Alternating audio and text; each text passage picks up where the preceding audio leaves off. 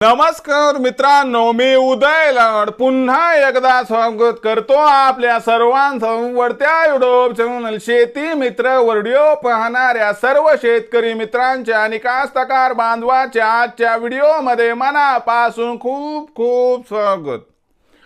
मित्रांनो, थंबनेल बघितलं, टायटल वाचलं, मित्रांनो सामान्य कापूस उत्पादक कास्तकार बांधवांचा सध्याच्या कंडिशनचा सर्वात महत्त्वाचा सवाल अखेर कुणी रोखली आता देशांतर्गत बाजारामध्ये कापसाच्या भावातील या ठिकाणी तेजी। सध्याच्या कंडिशनचा हा सर्वात महत्त्वाचा सवाल अखेर कुणी रोखली आता देशांतर्गत बाजारामध्ये या ठिकाणी कापसाच्या भावातील तेजी।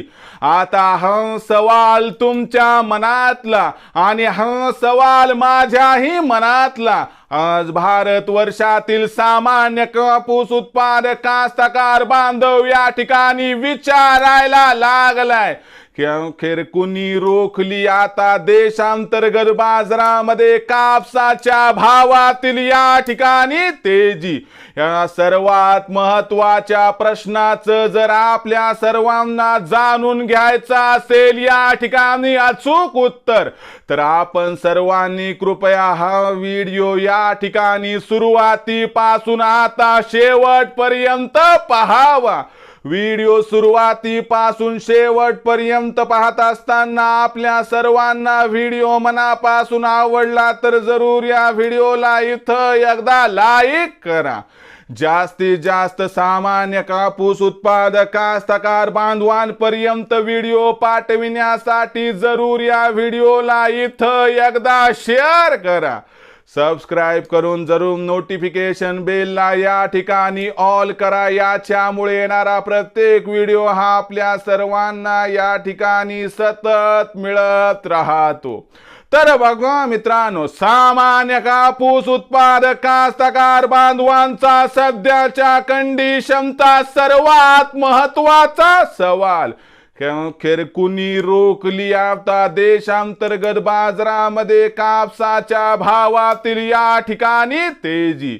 हा जो सध्याच्या कंडिशनचा सर्वात महत्त्वाचा सवाल आहे, तर या सर्वात महत्त्वाच्या प्रश्नाचं आपल्याला अचूक उत्तर जाणून घ्यायचं असेल तर सध्याच्या कंडिशनला देशांतर्गत आणि आंतरराष्ट्रीय बाजारामध्ये काय आहे कापसाची भाव पातळी, सध्याच्या कंडिशनला देशांतर्गत आणि आंतरराष्ट्रीय बाजारामध्ये कशी आहे कापसाची मागणी पुरवठ्याची स्थिती, आणि अशा कोणत्या घटना आहेत की ज्याच्यामुळे सध्याच्या कंडिशनला देशांतर्गत बाजारामध्ये कापसाच्या भावातील तेजी रोखल्या गेली आहे, आणि ही तेजी रोखण्यामागचं कारण काय, याचा अर्थ अखेर कुणी रोखली आता देशांतर्गत बाजारामध्ये कापसाच्या भावातील तेजी।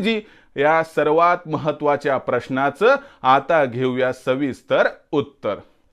तर बघा मित्रांनो, सर्वात प्रथम आंतरराष्ट्रीय कापूस बाजारभाव बघणं गरजेचं आहे। आंतरराष्ट्रीय बाजारामध्ये सध्याच्या कंडिशनला कापसाची भाव पातळी ही 69 पासून 72 सेंटच्या दरम्यान आहे। सातत्याने आंतरराष्ट्रीय बाजारामध्ये कापसाचा बाजारभाव 3.5 ते 4 वर्षाच्या निच्चांकी स्तरावरती दिसतोय। या मागचं सर्वात महत्त्वाचं कारण म्हणजे आंतरराष्ट्रीय बाजारामध्ये कापसाला नसणारी मागणी, म्हणजे जेवढी मागणी पाहिजे त्याच्यापेक्षा पुरवठा अधिक आहे, आणि याच्यामुळे कुठंतरी कापसाचा बाजारभाव हा आंतरराष्ट्रीय बाजारामध्ये दबावात दिसतोय। पण एक महत्त्वाचं या ठिकाणी जर आपण टार्गेट बघितलं तर आंतरराष्ट्रीय बाजारातील हा जो दबाव आहे तो देशातील कापसाच्या भावाला सुद्धा टार्गेट करतोय। याचा अर्थ आंतरराष्ट्रीय बाजारामध्ये कापसाच्या भावात असणारी मंदी देशातील कापसाच्या भावातील तेजी रोखत आहे। याचा अर्थ लक्षात घ्या की या महत्वाच्या कारणामुळे देशामध्ये कापसाचा भाव दबावात आहे. पण दुसरीकडे असं पण वाटतं की यंदाच्या वर्षी देशातील कापसाच्या उत्पादनात असणारी प्रचंड घट, सोबतच या वर्षी कापसाचा शिल्लक साठा नसल्यास जमा असणं आणि जिलिंगवाल्यांची असणारी कापसाची या ठिकाणी अत्यल्प जास्त असणारी गरज, म्हणजे त्यांना दुप्पट कापूस पाहिजे. या सर्व घडामोडींचा विचार केला तर आजच्या कंडिशनला कापसाच्या भावात तेजी येऊन कापसाची भाव पातळी ही 8 ते 8.5 दरम्यान पोहोचायला पाहिजे होती. मग या मागचं असं कोणतं कारण आहे की ज्यामुळे कापूस हा वाढत नाही?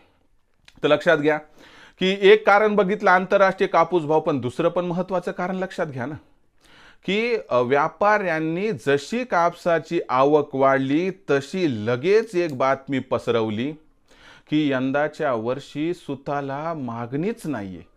आणि सुताला मागणी नाही म्हणजे पर्यायानं कापसाला मागणी नाही, पर्यायानं कापसाला मागणी नाही म्हणजे या ठिकाणी कापसाचे भाव पडणार. मग कापसाचे भाव पडले का कापसाचे भाव पाडले, हा सर्वात मोठा महत्वाचा मुद्दा इथं निर्माण होतो. पण भविष्य सांगतो मित्रांनो तुम्हाला या ठिकाणी की जेवढं उत्पादन होणार आहे तेवढं आपल्या देशासाठी जे आहे ते पुरणार नाही.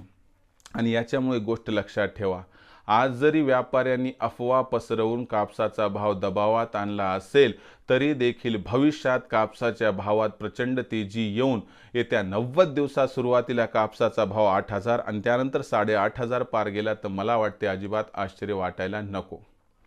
आता तुमच्या मनातील प्रश्नाचं उत्तर तुम्हाला मिळालं की सध्याच्या कंडिशनला अखेर कुणी रोखली कापसाच्या भावातील तेजी? तर आंतरराष्ट्रीय बाजार व देशातील व्यापाऱ्यांनी सुताची मागणी घटली ही जी अफवा पसरवली, या दोन कारणामुळे कापसाचा भाव सध्या दबावात दिसत आहे.